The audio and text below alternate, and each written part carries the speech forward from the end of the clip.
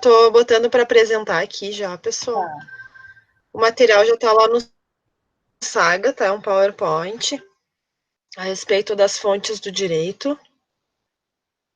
Vamos ver se aparece para vocês. Vamos ver.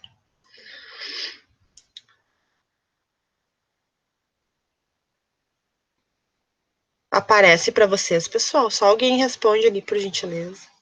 Ainda não está aparecendo. Agora vai começar a aparecer, cara.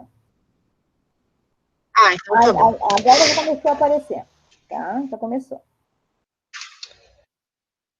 Então tá, pessoal. A gente viu na aula passada, né, os princípios do direito, né, que seriam, eu estava pensando hoje, né, refletindo, os princípios nada mais é que a essência do direito, né, é que nem um perfume, né, se produz um perfume através da essência, né, e aí colocam outros materiais ali, outros líquidos, enfim, para conservação, né, fazem aquela mistura e resulta no perfume. Então, aqui boa até essa minha colocação,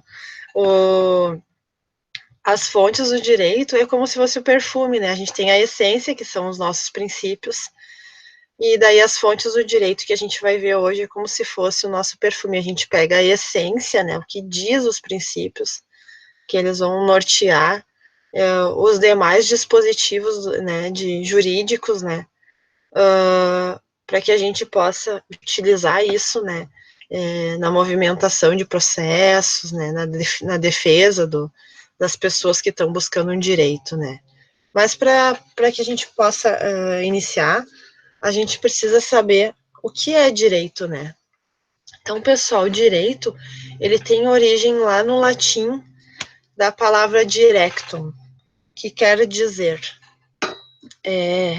reto, quer dizer algo que está de acordo com as regras, né?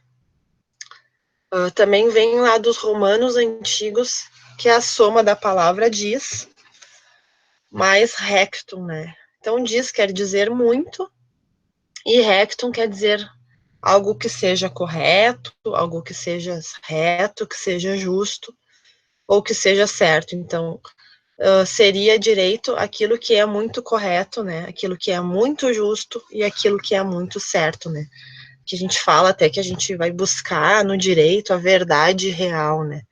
A verdade real seria aquilo que não é a verdade dos fatos, aquilo que não é mentira, né? A essência lá que eu estava falando. Então, pessoal, o direito é um conjunto de regras que são obrigatórias. Ninguém pode alegar um desconhecimento das nossas leis, né, para se eximir de uma punição, por exemplo. Então, essas regras obrigatórias, né, a que nós estamos submetidos, elas garantem a convivência social, tá? Essas regras regulam a conduta do homem em sociedade e colocam um mínimo de regra ou de norma a ser seguida pela sociedade. Lá no curso do direito, né, a gente aprende sobre um livro que chama O Contrato. Ele é um livro obrigatório, né, no estudo do direito. E aí vocês vão me dizer, o contrato é aquele que eu assinei lá no meu trabalho, ou é um contrato de compra de um imóvel. Não, não é nesse sentido, pessoal. O contrato lá nos escritos históricos, ele corresponde a o cidadão doando uma parte da sua liberdade, tá? Lá na época primitiva, a gente viu, né? O homem, ele tinha uma liberdade ampla, né? Ele fazia aquilo que ele bem entendia, não existiam normas nem regras dizendo o que ele poderia fazer, o que ele poderia deixar de fazer, né? Se abster de fazer em sociedade. Então, vocês imaginam a quantidade de conflitos que havia, porque cada um fazia aquilo que bem entendesse, né? Vocês imaginem, eu moro num prédio. Se cada um dos condôminos resolverem, né? Um vai escutar lá o MC Livinho no último grau de volume. Aí a minha vizinha do lado aqui, vamos que seja eu, né? Aí, da minha vizinha do lado, não, eu vou escutar a Marília, né? Daí coloca lá na sofrência, no último volume. E aí, aqui no meu prédio, que só no final do meu corredor são 4 apartamentos. Aí o outro vai escutar lá o Safadão, no último volume. Vocês imaginam, vai dar guerra, né? Se cada um colocar um volume. E aí o quarto está trabalhando em home office, imagina? O problema que é causado, né? Porque a gente fala, é sem noção, né? A gente fala. Não, pessoal, juridicamente cada um está exercendo a sua liberdade no nível máximo, né? E é aí que surgem os conflitos. Então, o que é o direito? O direito vem para regular essas relações, para dizer, olha, a tua liberdade vai aonde começa a do outro. Então, a gente tem uma restrição na nossa liberdade para que todos possam viver de forma harmoniosa, né? Tem um limite, né? E esse contrato que eu falo é isso.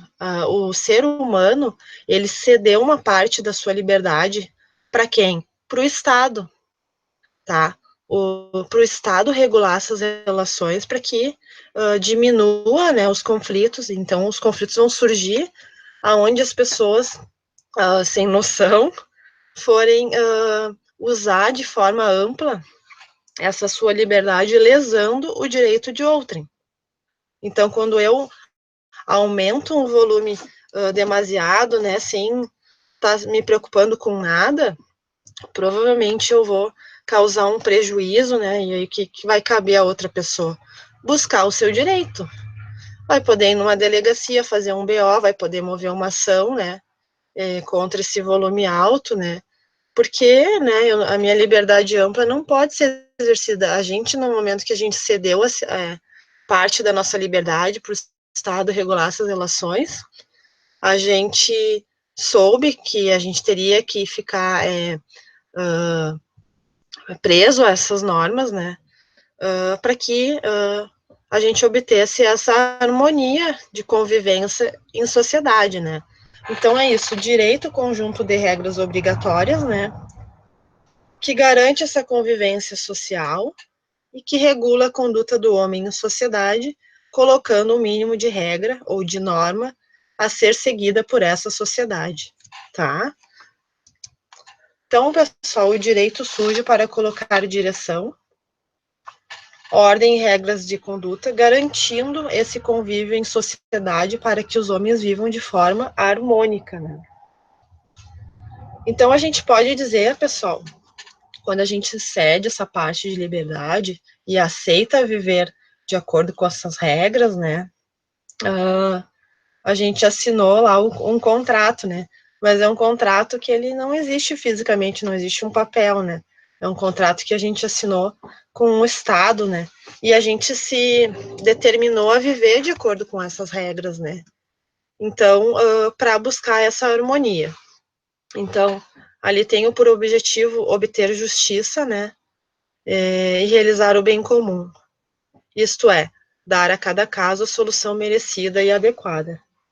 Então, assim, ó, a gente até fala no direito, eu vou fazer direito porque eu quero fazer justiça. E eu costumo falar, eu também pensava assim, né? E hoje eu posso afirmar para vocês que a gente não faz justiça. Muitas vezes nem perto. Às vezes até consegue. Mas a função do direito é resolver problemas, né? Eu, enquanto advogada, resolvo o problema das outras pessoas. Às vezes, consigo fazer justiça, porque justiça é um termo subjetivo, para uns pode ser uma coisa, para outros pode ser outra. E eles vão falar, não é justo. Então, esse critério de não ser justo para cada pessoa tem uma forma, né, de ser visto.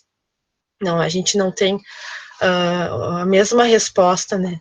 Então, assim, eu costumo falar que o termo mais apropriado é isso, né, eu consigo resolver os problemas das pessoas da melhor forma possível, né, de acordo com o que eu tenho disponível, né, com as leis que eu tenho disponíveis, com os documentos que as pessoas me trazem, né, então é mais ou menos assim que funciona o papel do operador do direito, né, mais precisamente que eu estou falando do advogado.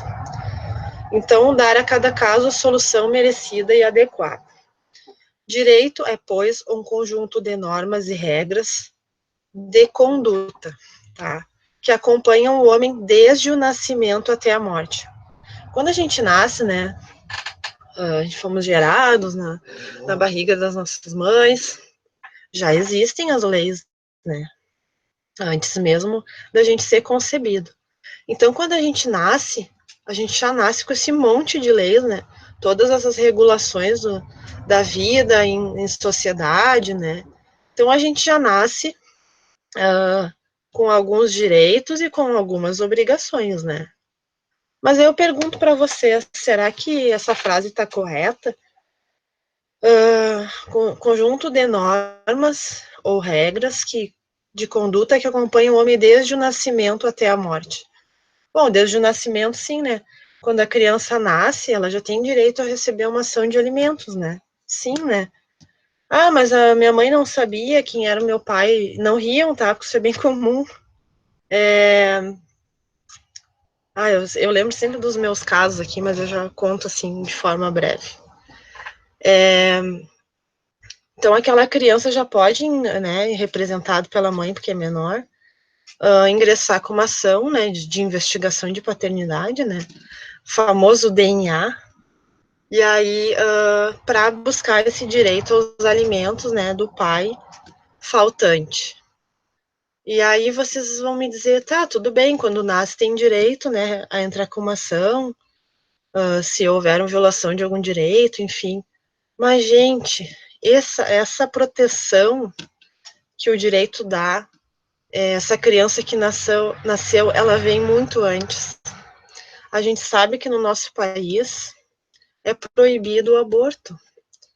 Então, no momento que a mãe descobre a gravidez, aquela criança já está protegida. Então, essa frase, claro, não está errada, mas os direitos do ser humano, eles decorrem desde a geração, da concepção.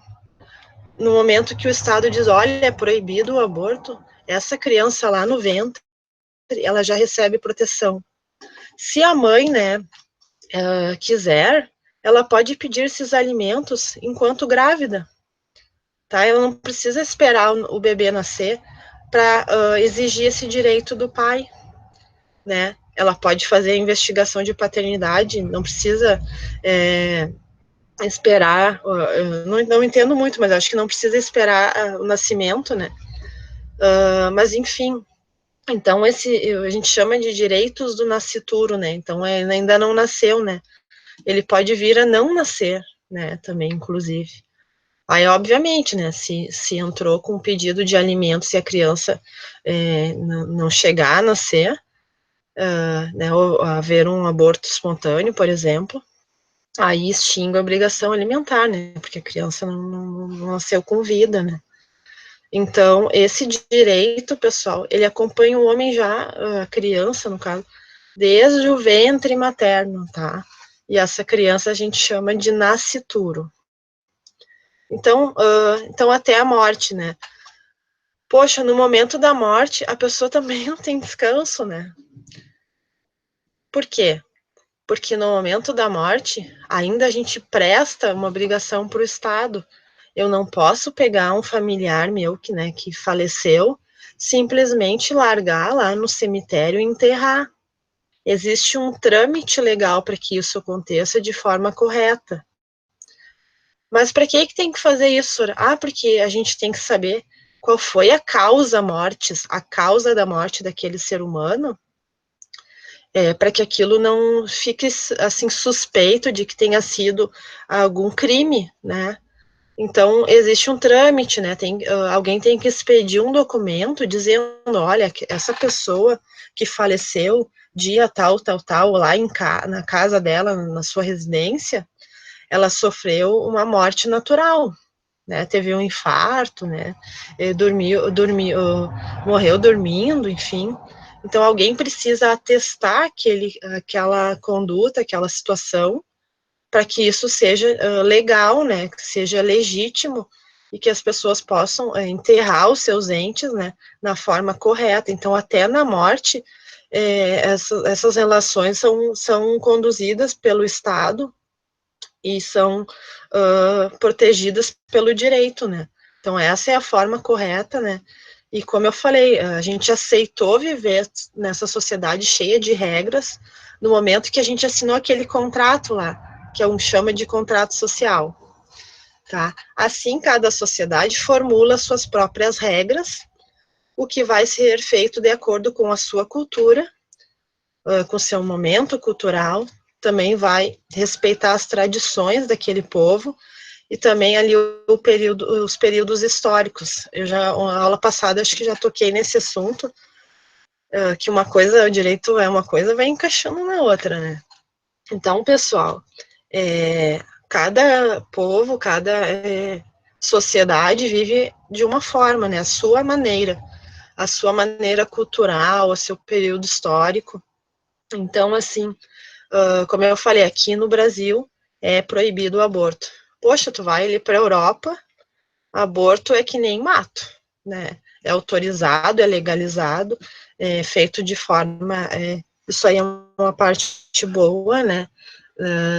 Da questão do aborto, feito de forma legal, né? Por profissionais especializados. Então, se é feito, a mulher não corre tanto risco, né? Porque são pessoas instruídas para esse tipo de situação. Então, aqui, né, de acordo com a nossa cultura, não é permitido. Então, vai muito da tradição, da história, do momento cultural. Já há algumas discussões a respeito da legalização, né? Então, para vocês verem como a evolução dos povos às vezes mudam as nossas leis. Então, depende, as leis vai de encontro com esse período, com as tradições. Eu falei para vocês lá em Dubai, que uma amiga minha o marido foi trabalhar lá e eles foram, né, os dois constituir moradia lá, enfim. E aí eles não podiam andar na rua, nem se abraçar, nem andar de mãos dadas e beijo, vai preso, né? E aí, que nem eu brinquei com vocês, né? Vai ali no centro, Deus me livre, né? Ali no camelódromo, às vezes tem um dentro do outro. E aí é complicado. Mas assim, ó, isso é muito cultural.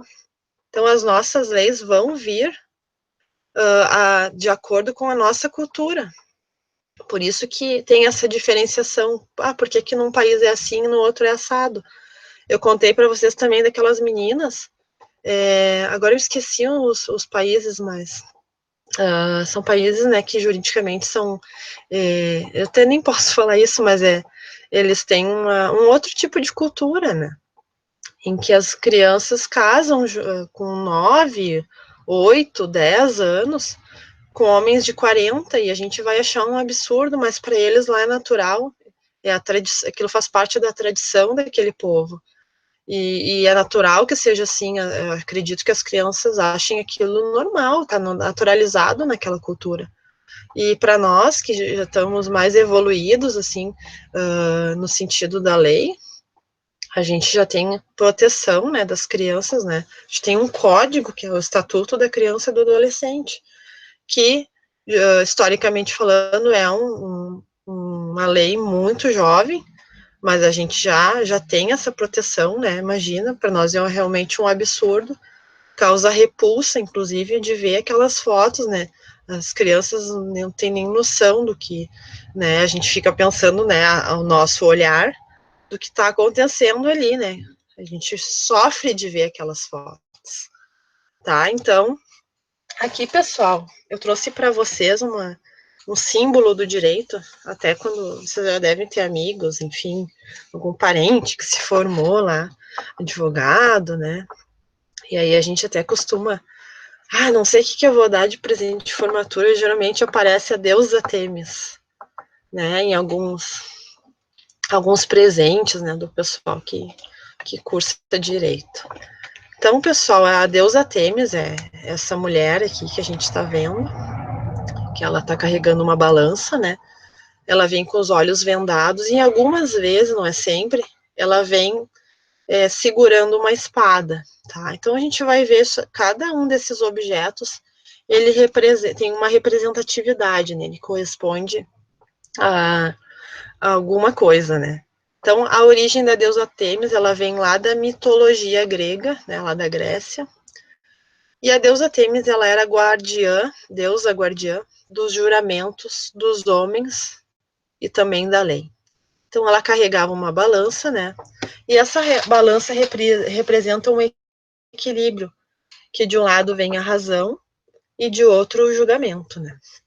Então, ela é o símbolo do direito, né? E ela carrega essa balança.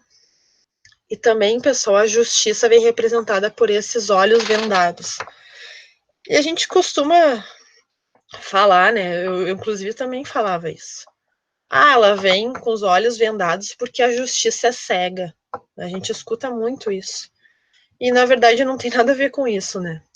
Então, pessoal, o que quer dizer essa venda nos olhos? Essa venda nos olhos, ela representa a imparcialidade. O que é ser imparcial? É a gente não tomar partido por A nem B.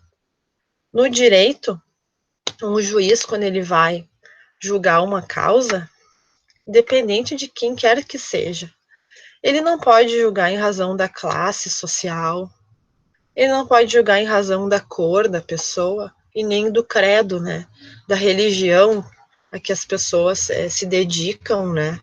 Ele tem que ser imparcial.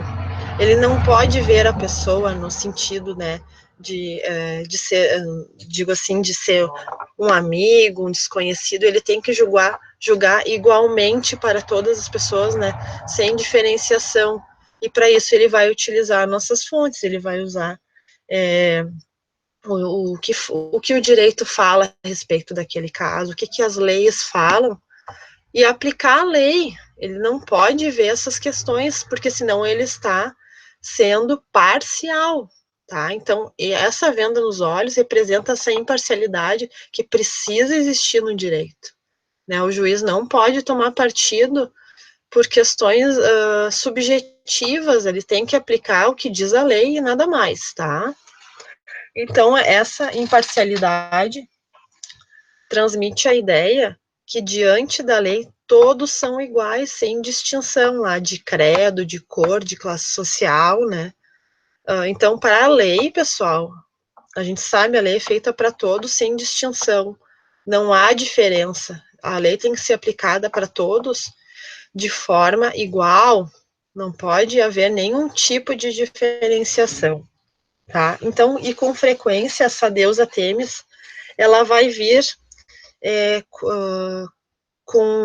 segurando essa espada, que nada mais é a defesa da lei. Então, ela vai defender a lei de forma ferrenha, ela vai se agarrar à lei e vai defender com unhas e dentes, né? O que diz os nossos preceitos constantes nas normas jurídicas, né? Nas nossas leis, naquilo que estiver determinado no nosso ordenamento jurídico.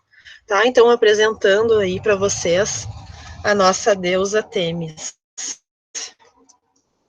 E aí, pessoal, essa lei de Talhão, ela é muito importante para a gente.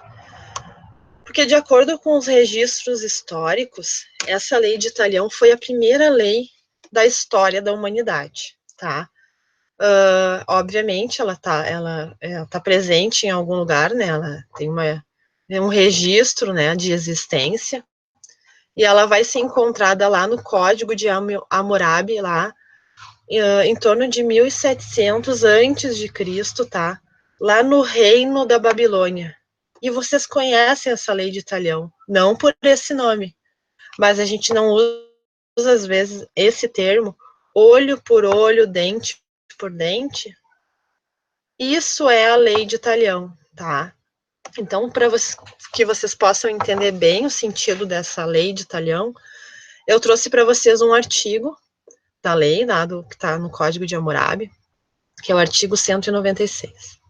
E ele vai dizer o seguinte: se alguém furou o olho de um homem livre, também será furado seu olho. Na prática, é um negócio complicado, né? Ainda mais da forma como a gente vive, né? A gente acha, não é possível que isso acontecia. Pois é, acontecia. Então, assim, se alguém me causasse um dano, o Estado me dava o direito de causar nela o mesmo dano, na mesma proporção. Ah, mas na briga, ela me furou o olho direito, e aí na briga lá que eu fui revidar, né, porque na verdade a lei de Talião é nada mais que um revide. Ela se virou e aí pegou o outro olho. Daí tu imagina, né? Vão ficar os dois sem os dois olhos, né? Porque ali dizia que tinha que ser exatamente igual, né? O dano. E aí, ali diz no 197, se alguém partiu o osso de um homem livre, será partido o seu osso. Então, a gente pode constatar, para nós ali fala, embora possa parecer cruel, né? A lei de Talião consiste num avanço do ponto de vista jurídico, claro, porque não havia nada ainda disciplinado, nenhuma norma naquela época, né? Foi através de registro constatado que foi essa primeira lei, né, na história da humanidade, mas ela teve um avanço jurídico muito grande no sentido de que pela primeira vez foi estabelecida uma proporção entre o dano e a pena. Qual era essa proporção? Que estes, o dano e a pena, deveriam ser exatamente iguais. Se a pessoa me causou o dano X, a pena dela vai ser X também. Então, se ela me furou meu olho direito, eu tenho o direito de furar o olho direito dela também. Se ela me arrancou uma perna esquerda, eu também vou poder retirar a perna esquerda dela. Então, pessoal, esse dano, ele não pode ser nem maior nem menor. Ele tem que ser exatamente igual, sob pena de se cometer uma injustiça, tá? Aí vocês vão dizer, mas dá no mesmo olho direito, olho esquerdo. Não dá, gente. Tem gente que enxerga melhor do direito, melhor do esquerdo, então o dano talvez seja diferente, né? Então, por isso que falava que a proporção entre o dano e a pena deveria ser exatamente igual, tá? Então, essa é a nossa lei de Talião. E ali tá, não sei se vocês estão acompanhando, mas tá ali os homens se arrancando os dentes, arrancando os olhos, né? E aí a nossa frase máxima ali, olho por olho, dente por dente. Terror isso aqui. E aí, pessoal, vem as nossas fontes do direito. Então, pessoal, a gente viu lá o princípio, a essência do direito. Os princípios nascem as fontes do direito. Então, o que seriam fontes do direito? Tudo aquilo que se origina e que produz algo. Ela vem do latim fons, que é o nascente das águas. Então, é onde nasce alguma coisa, que dá origem a alguma coisa, de onde provém algo. A fonte, pessoal, é a origem do direito. A fonte não é onde nascem os rios. Aqui, pessoal, é onde nasce o nosso direito. Então, pessoal, a expressão fontes do direito significa o lugar de onde provém, de onde nasce a norma jurídica, de onde nasce as regras jurídicas que a gente conhece hoje, mesmo que ainda não existentes na sociedade humana. Ficou meio confuso, né? Mas das fontes, pessoal, do direito nascem as nossas leis. Às vezes a lei ainda não existe, mas a gente vai encontrar na fonte a resposta para aquele conflito, tá? As nossas fontes, pessoal, são as leis, a primeira delas, os costumes, a jurisprudência e a doutrina. Nossa, esses nomes estranhos, jurisprudência. A gente viu ontem já uma jurisprudência lá no direito do trabalho. Senhora, eu não entendi. Não tem problema, a gente vai entender hoje, tá? Cada dia um passo e a gente vai solucionando e elucidando os nossos conceitos jurídicos. Então, pessoal, a primeira delas são as nossas leis. Tá aqui, ó, as fontes do direito asseguram à sociedade que o juiz, ao decidir os casos concretos que lhes são postos, né, quando o juiz vai pegar uma ação, ao fazer a sentença, ele vai se apoiar nessas fontes, tá? É onde ele vai formar a convicção de quem está certo, de quem está errado naquele processo, e que ele, através desse estudo em cima dessas fontes, ele vai poder dizer, olha, vai poder dar a sentença dele, dizendo de quem pertence aquele direito, Ou ele pode até achar que ambas as pessoas, né, estão certas em partes, mas para isso ele vai ter que estudar, ele vai ter que se apoiar, né, no estudo. A gente já sabe que o juiz não pode fazer sentença baseada em critérios pessoais, de raça, cor, credo, né. Ai, fui com a cara, né, a moça era bonita, então eu vou dar o direito para ela.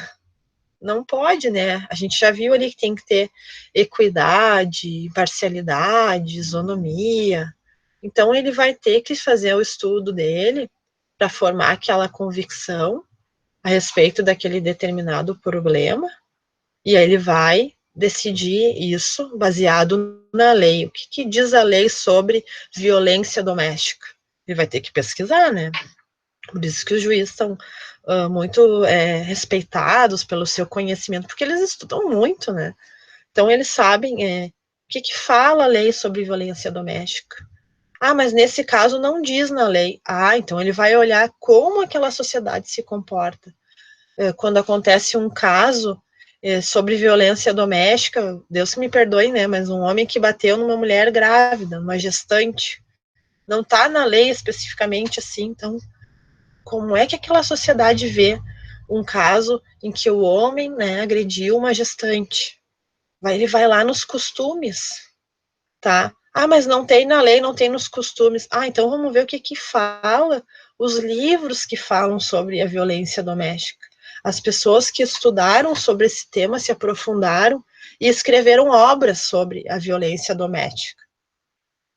Ah, mas eu quero deixar meu pedido muito bem feito, bem forte, para que o juiz olhe e diga, ó, cada linha que eu leio reforça mais de que essa mulher tem que receber total proteção do Estado.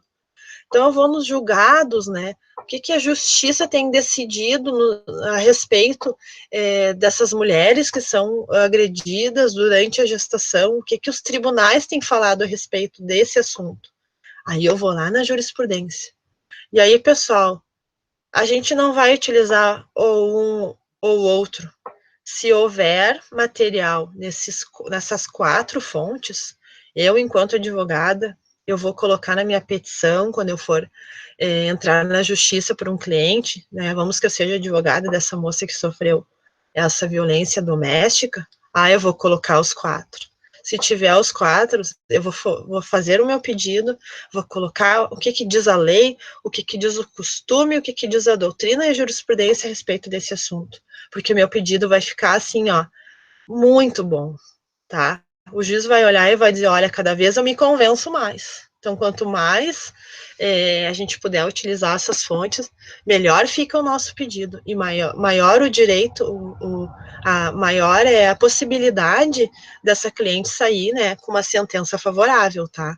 Então, a gente vai ver cada um deles agora. Então, pessoal, a primeira fonte é a nossa lei. Então, a lei ou a legislação, né, são normas escritas. É isso já de cara que vocês precisam saber. Normas escritas, tá? Elas existem no mundo jurídico, elas estão em algum lugar. Agora, né, com a história de internet, de Google, a gente, escreve lá, lei do abandono do pai, não sei o que, ou coloca a lei do vale transporte, né, enfim, tem milhões de leis. Então, a gente, através da internet, a gente consegue, desculpa, eu tô com tosse, a gente consegue ir atrás de todas as leis que existem no nosso ordenamento jurídico. Então, assim, não é achômetro, não é, eu não sei onde é que tem, não, a gente sabe, é só colocar lá no Google, né, a gente pode não saber em que código tá, a gente não pode saber, às vezes, né, e ninguém sabe de cor, né, a não ser quando se utiliza muitas vezes, o número de uma lei, né, eu trabalhava com licitação, a lei de licitação sei de cor, né, de cor salteado, quando eu trabalhei no governo, mas a gente, é impossível que se saiba pela numeração todas as leis, então a gente vai colocar a lei de licitação, aí vai aparecer um número, né. Mas, então elas estão escritas, elas existem no mundo jurídico, porque elas estão lá de forma escrita, né, tá documentado essa lei, tá, então é uma característica aqui da lei é isso, que ela ela nasce de forma escrita, Então, o poder legislativo, que a gente já viu lá, lembra? Os 3 poderes, legislativo, executivo e judiciário. O legislativo, pessoal, é o que faz as leis. Então, a gente, através do voto, a gente tem o poder de escolher os nossos representantes, e são essas pessoas que fazem as leis. As pessoas reclamam que as leis são falhas, que a lei é podre, que a lei é isso, mas vota mal, escolhe mal seus representantes. Aí vai chegar lá, que nem eu contei para vocês, o cara que fez uma lei para poder empregar um bezerro lá no norte do nosso país. É beira o absurdo, mas é isso que acontece. Tá? Então, através do poder legislativo, né, que faz as leis, a Câmara dos Deputados, o Senado Federal, Tribunal de Contas, eles propõem um projeto de lei que vai à votação, e aí também a gente elege mal quando a gente vê lá o cara dormindo numa votação, nem sabe do que se está debatendo ali a respeito de uma lei. Ou o cara que se abstém, ele não vai votar. E aí vocês imaginam, isso vira um caos jurídico e a culpa é nossa, tá? Então, essas leis, pessoal, impõem a todos os indivíduos a obrigação de submeter-se a ela sob pena de sanções. Ninguém pode alegar o desconhecimento de uma lei. Que nem uma senhora que tinha uma plantinha de cannabis e ela, né, foi autuada, e aí ela disse, eu não sabia, isso aí não, no direito não existe, sabe? Alegar ignorância, né, para se eximir de uma punição. A gente pressupõe que as pessoas saibam, tá? Então, pessoal, essas leis é a fonte mais importante do nosso ordenamento jurídico, criada pelo poder legislativo. E também vocês precisam saber, como tem muitas leis, eu até cheguei a pesquisar ontem, porque até por curiosidade, elas são divididas em razão da sua importância, que a gente vai chamar de hierarquia. Hierarquia é isso, colocar em ordem de importância. Também a gente já viu que a nossa lei mais importante é a nossa Constituição. Então, a Constituição está no topo. Se a gente fosse fazer uma pirâmide, que é o que existe, né, que é a pirâmide de Kelsen, a gente vai colocar a Constituição lá em cima. Então, é a Constituição, que a gente chama de Magna Carta, né, é a nossa legislação mais importante do nosso país. Tanto que a gente fala, isso é inconstitucional. Olha a força que tem isso. Por quê? Porque é a nossa lei máxima, né? É a lei de proteção máxima do cidadão. Então, a nossa Constituição vem lá no topo. E aí, depois, pessoal, só lembrando que a Constituição, em razão da sua importância, ela cria as demais leis. Então, as leis que vêm abaixo dela, elas são criadas de acordo com a Constituição, que a gente fala, essa lei é constitucional. Mas as normas que vêm abaixo podem ser inconstitucionais quando elas vão contra aquilo que preza a nossa Constituição, né? E aí tem que derrubar essa lei, porque se a Constituição está dizendo que é amarelo, uma lei abaixo dela não pode dizer que é roxo, tá? Só para vocês conseguirem entender. Então, abaixo das constituições, daí na nossa pirâmide, vem depois as leis infraconstitucionais, que são as leis complementares, também as leis ordinárias, leis delegadas e as medidas provisórias. Então, essas, pessoal, não podem confrontar, não pode bater de frente com a nossa Constituição sob o perigo de serem inconstitucionais, né? E aí serem, obviamente, derrubadas. Então, aqui eu fiz a pesquisa para vocês, hoje, em 2020, nós temos 10.204 leis ordinárias, 105 leis complementares, 5.834 medidas provisórias, 13 leis delegadas, 11.680 decretos-leis, 322 decretos do governo provisório e 5.840 processos legislativos. Poxa, é lei que não acaba mais. Esses dias estava conversando com uma pessoa e a pessoa disse assim, então tu é advogada, tu sabe todas as leis, né? Nossa, sei, assim, 10.800 440 leis ordinárias. Não tem como saber, gente. Então, pessoal, eu trouxe aqui para vocês, só para vocês, que eu costumo colocar na prova, um trechinho de cada fonte. Então, a lei, geralmente, ela vai vir escrita assim, artigo tal, tá? Porque dentro da lei, elas são ordenadas, né? Elas vão aparecer em forma de artigo, né? Pela ordem, artigo 1º, artigo 2º, inciso tal, né? Então, assim, eu trouxe para vocês aqui o artigo 5º, inciso 2, lá da Constituição, só para vocês saberem, esse artigo 5º é o artigo mais importante da nossa Constituição, abrange os direitos mais importantes do ser humano, né? Então, aqui fala no artigo 5º, inciso 2, ninguém será obrigado a fazer ou deixar de fazer alguma coisa, senão em virtude de lei. O que ele está dizendo? Que a pessoa que se obriga a cumprir a lei, ela só vai fazer alguma coisa se a lei disser que aquilo é permitido. Se é permitido, ela vai fazer. Se disser que é proibido, ela vai se abster de fazer aquela conduta, né?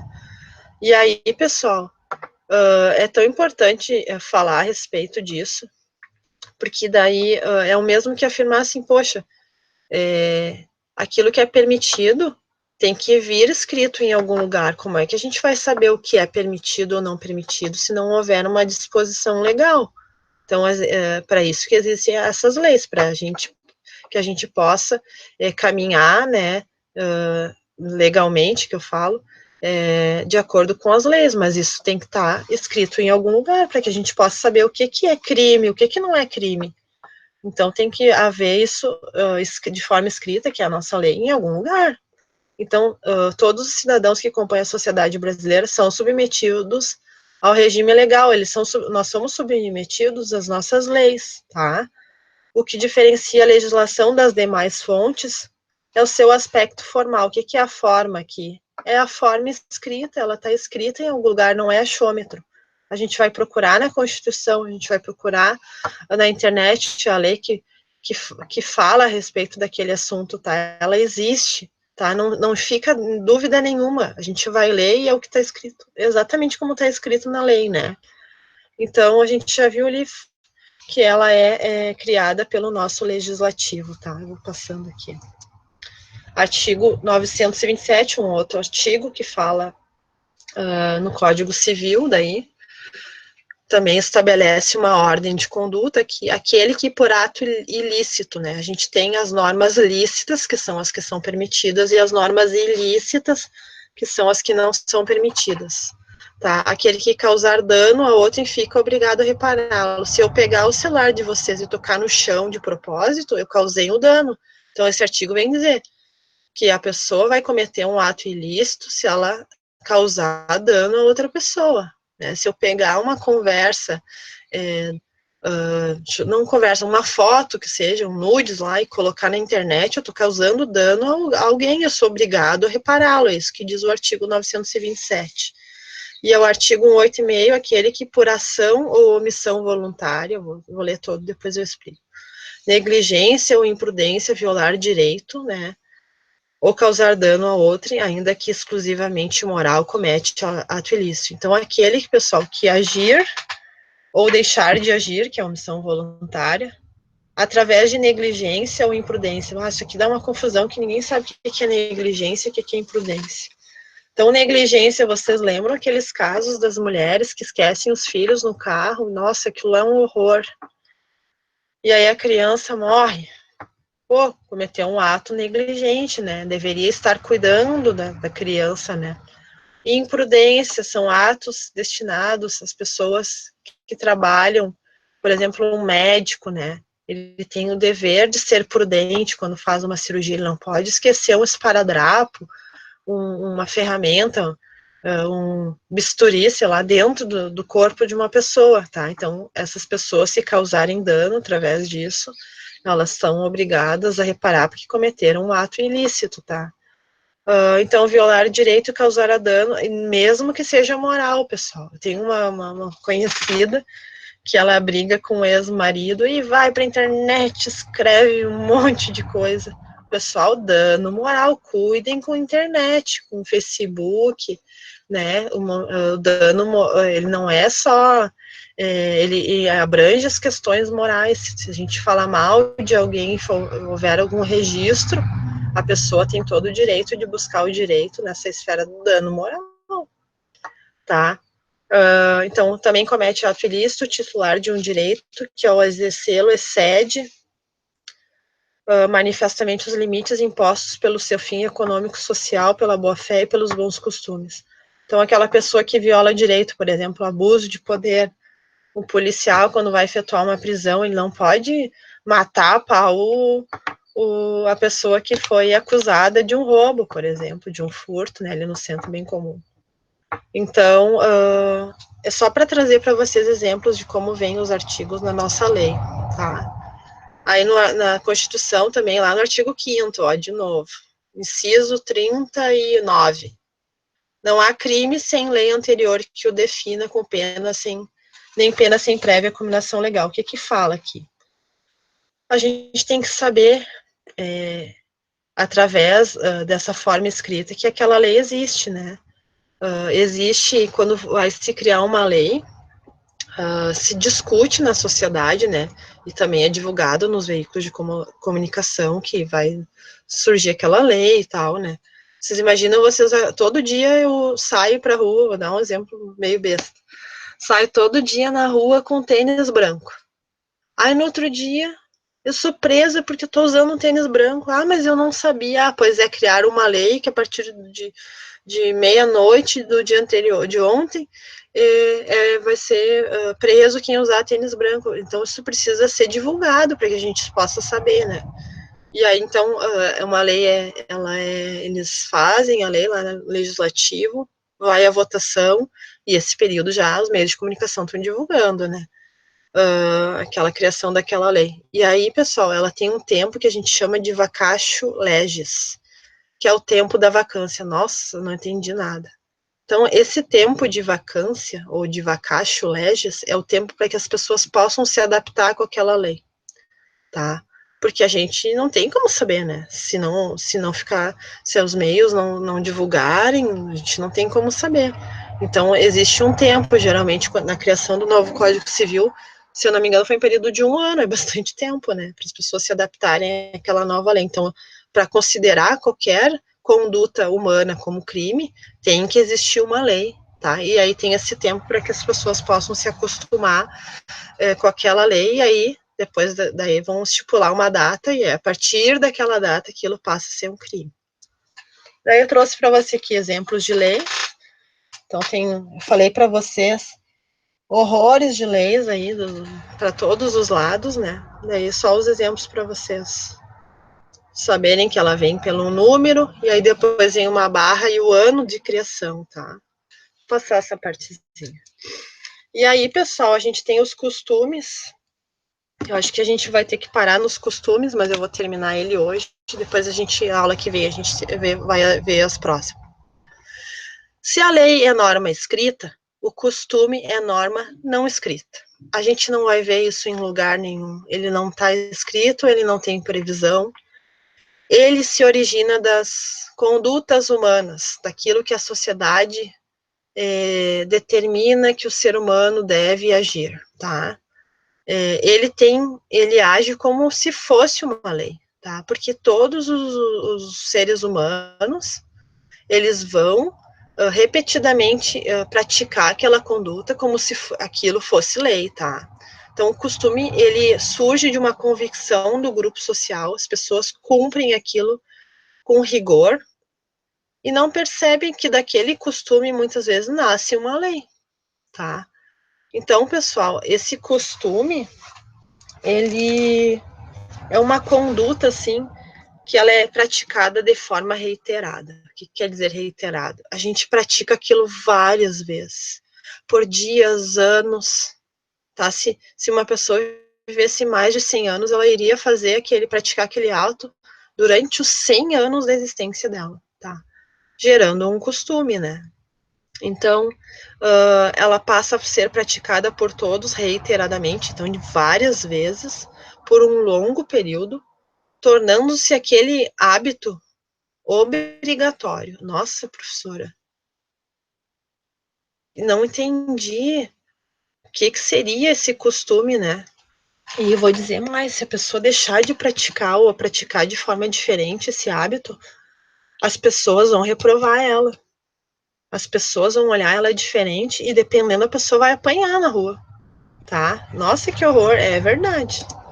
Então, pessoal, todos os dias quando a gente acorda, a gente troca de roupa, né?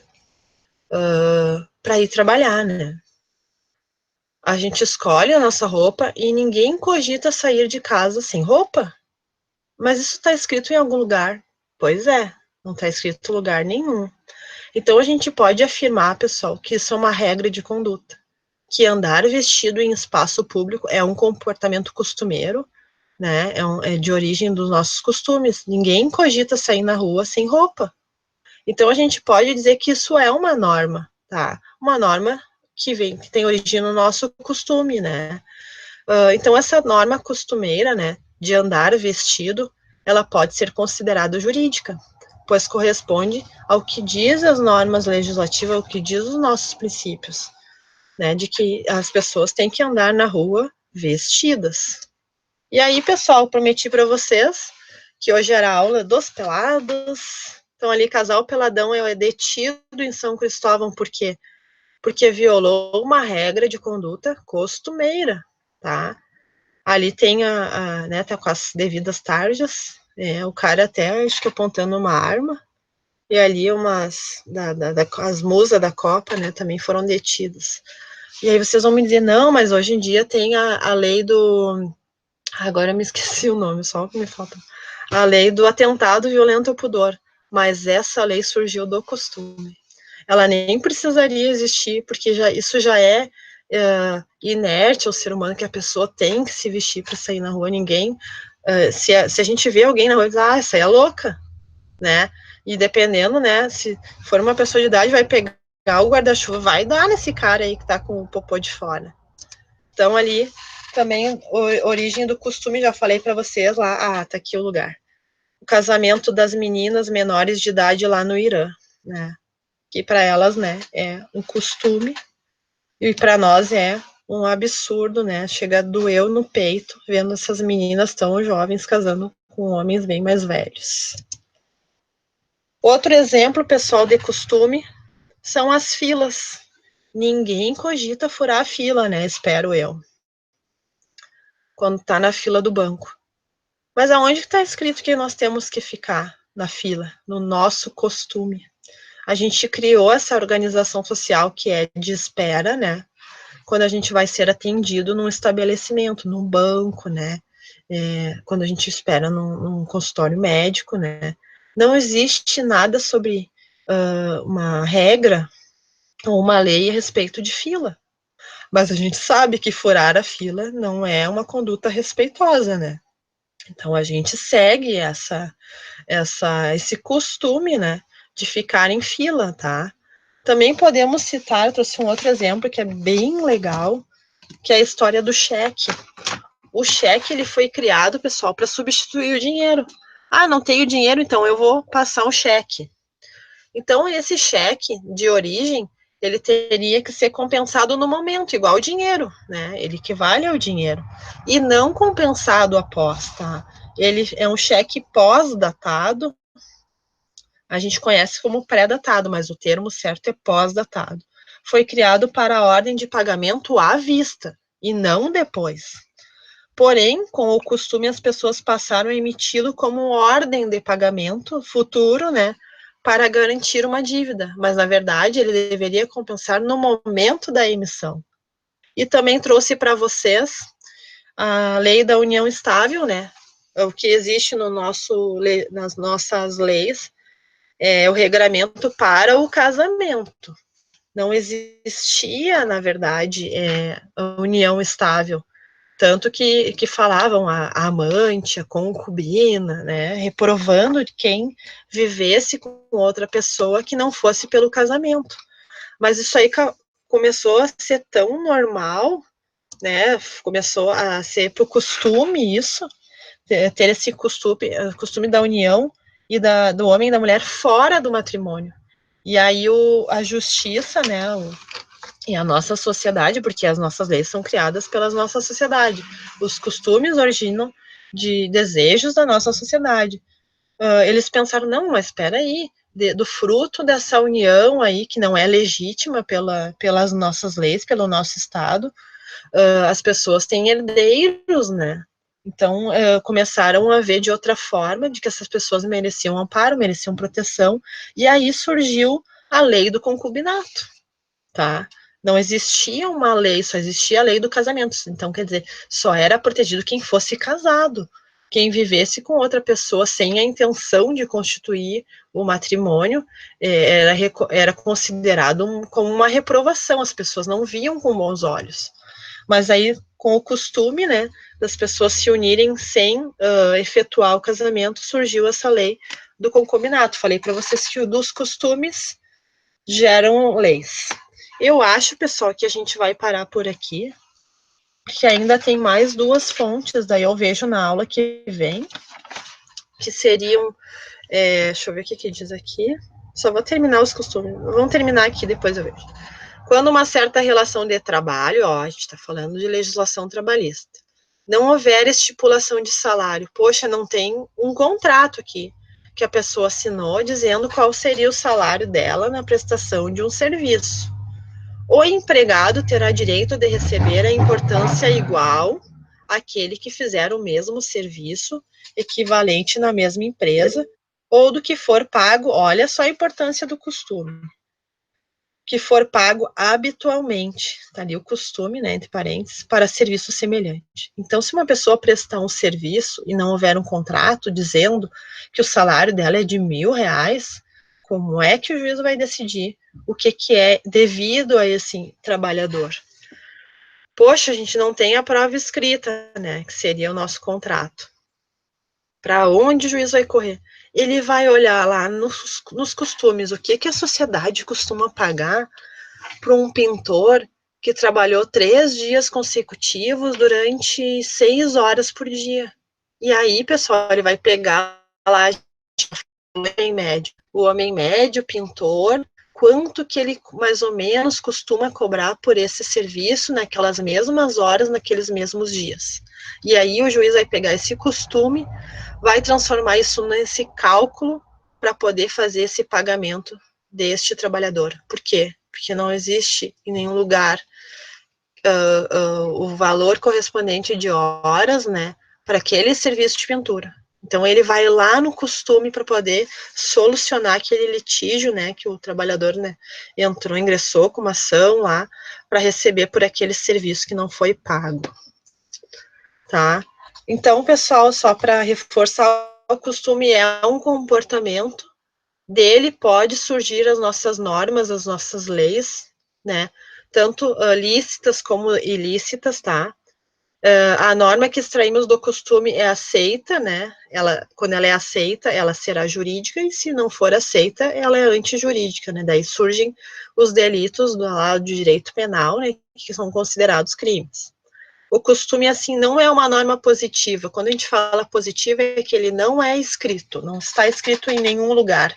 Então, senhora, as leis são normas positivas? Sim, são escritas.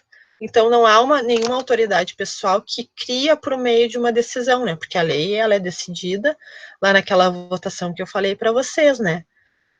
Ninguém decide criar uma norma costumeira. Pessoal, o costume surge de forma natural, do modo como essas pessoas vivem, e se origina de comportamentos repetitivos, reiterados. A gente faz isso, aquilo várias vezes, pratica aquilo várias vezes, e aquilo acaba se tornando um hábito, um costume, tá? De aprovação ou de reprovação social, tá? Então, esses comportamentos ocorrem de modo espontâneo na sociedade. Ninguém cria um costume de forma intencional, tá? Ele é tão importante que quando fizeram a nova lei lá de introdução do Código Civil, ele já veio no artigo 4º. Quando a lei for omissa, né, quando não existir lei ou não versar sobre aquele assunto, ou seja, não trouxer um critério para a resolução, para a solução de um conflito, pois o legislador não previu aquele tipo de situação, que nem aquele caso que eu falei para vocês, da Carolina Dickmann, da vazamento de nudes, que não existia lei para aquele caso, o juiz pode recorrer aos costumes e deles extrair uma norma jurídica que utilizará lá para criar a sua sentença. Pessoal, a gente fica por aqui.